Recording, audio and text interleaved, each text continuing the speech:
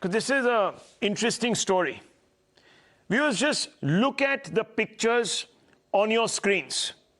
You will see a tower painted over with the colors of the national flag or Tiranga.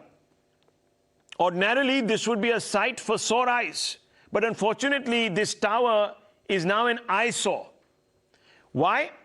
Because this is the infamous Jinnah Tower of Guntur, a tribute reserved for patriots, for some bizarre reason is now being heaped upon the partitioner of India, Muhammad Ali Jinnah.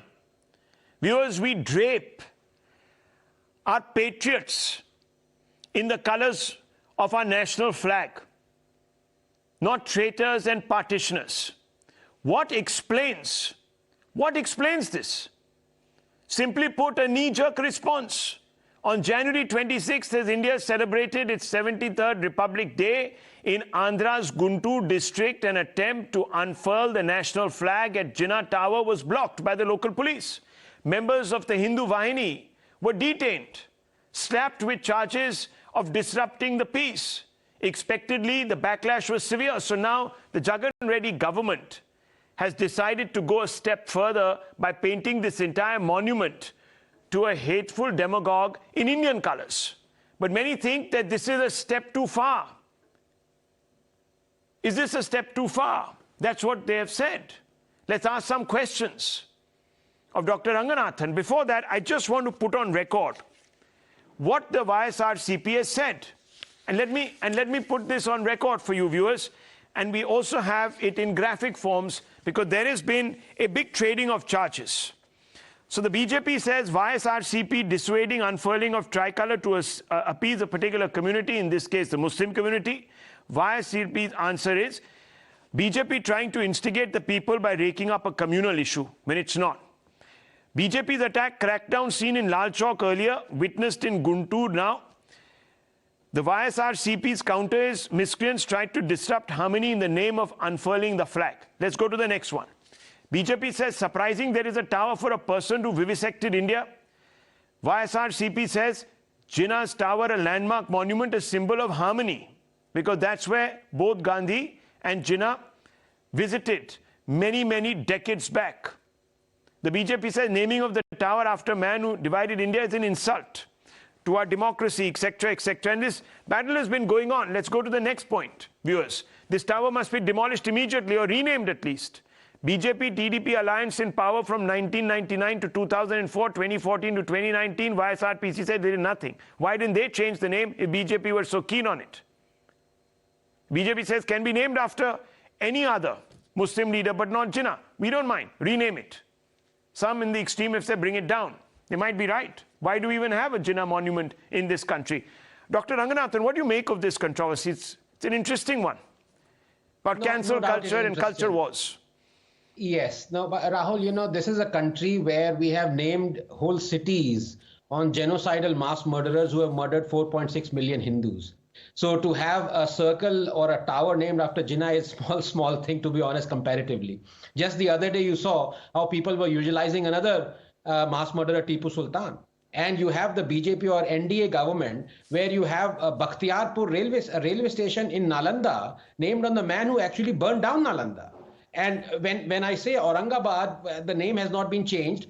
BJP and Shiv Sena were running Maharashtra, weren't they, a few years ago? So it was their government. And so the point is, where do we go historically? Is it out of ignorance or is it out of spite? And I think it's a mix of both, Rahul. If you were to look at this carefully, now I am never for demolishing any monument, because the hate is not displayed by bricks. The hate is displayed by the philosophy.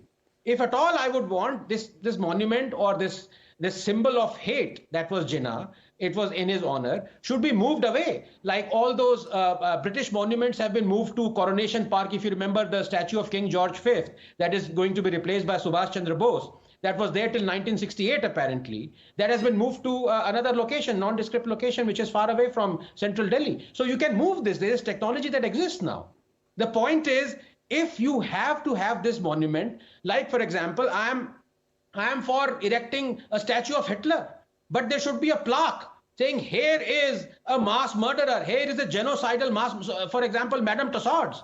It has a statue of Hitler, but it is in Chamber of Horrors. It is not eulogizing it. In our country, we have Gyan Vyapi Mosque without any plaque that tells about the origin of where it came into, how it came into being. So people look at it and possibly admire its beauty. They shouldn't. They should get the reality. Likewise, in Qutub Minar, they should get the reality of how does Qutub Minar has come into place by demolishing Jain temples. But we are ignorant of history because we feel that if we were to rake up the past, we would somehow be embarrassed about it and we would demean some community. No. The problem is that nations weaken, Rahul, not because of their past, but rather by the way they are taught it. Let me ask you, because you made this reference about, I'm not in favor of demolishing. You see, the left in this country cheers when colonialists in Britain, their statues, or those that stood for a particularly divisive philosophy in America, their statues are pulled down. But here, they argue against this point. Yes. So how does this work? No, this is the famous dichotomy of the left. So they would cheer, in fact, bringing down the statues of, for example, King Leopold of Belgium, who almost destroyed Congo, killed millions. They would, cheer it being brought down illegally. Confederacy General statues. You look at, for example, Pizarro statue. You look at Cecil Rhodes in Oxford. Those statues have been brought down illegally, and the left has cheered it. But out here, it wants to resurrect and eulogize all those mass murderers who have destroyed him. So I think this is a mix of, Rahul, to be very honest with you, hatred for Hinduism and love for jihadism. Nothing else can explain this self-loathing. What do you think should be done with this Jinnah monument of hate, or monument to hate, rather? What should be done?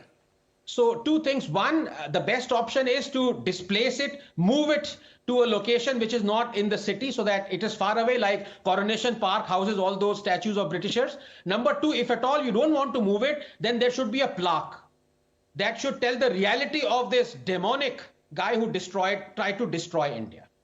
The YSRCP says today that, look, the BJP was in power with its ally for several years. Why didn't they do something about it? They're just trying to communalize it. Is that really what's happening here? Well, I don't know about BJP trying to communalize it. To be honest, there was this one guy who went there, and I think he belonged to the VHP. He was shouting Vande Mataram and trying to unfurl the Indian flag. Now, that is not taking the law in your own hands. But as I told you, other incidents as well. I mean, BJP rakes it up, but they are hypocritical about it. Otherwise, when they were in the government, they should have, why didn't they change the name of Aurangabad? Why do they still not remove Bakhtiarpur from the name of the railway station that is in Nalanda? It is shameful. Well, viewers, you've heard a version here, and I didn't bring in any politicians. This is just Dr. Anand Ranganathan, who's a public intellectual, giving his point of view. It is an interesting story. It's a story that has led now to a lot of backtracking, and rather farcically, actually, the YSRCP now overreacting and painting this entire in the hues of the Indian color, which in itself seems to be an aberration of judgment, because this particular monument today represents not unity, it represents a lingering symbol of divisiveness. And without context, many people will think, oh, this is the latest salutation to our great republic, because the Tiranga has all the colors that unite us, viewers. So they say, oh, this is a great tower or a Ghanta Ghar for unity now in the middle of Guntur. Nothing can be more wrong than that, viewers. And you know what will happen? After a few years, they will say Jinnah stood for this unity. There you go. No, they're already saying it. In fact, I would have played out a soundbite, but these things get very political if you don't have the spokesperson to put it in context. But the person came out and said, look, this is a symbol of unity because Mahatma Gandhi and Jinnah met here, several decades before independence. So you're absolutely right. I'll take a short break here. I'll come right back, viewers, to another big story. Massive disclosures in the Delhi riots cases by the police in the court of law. Has a case turned on its head?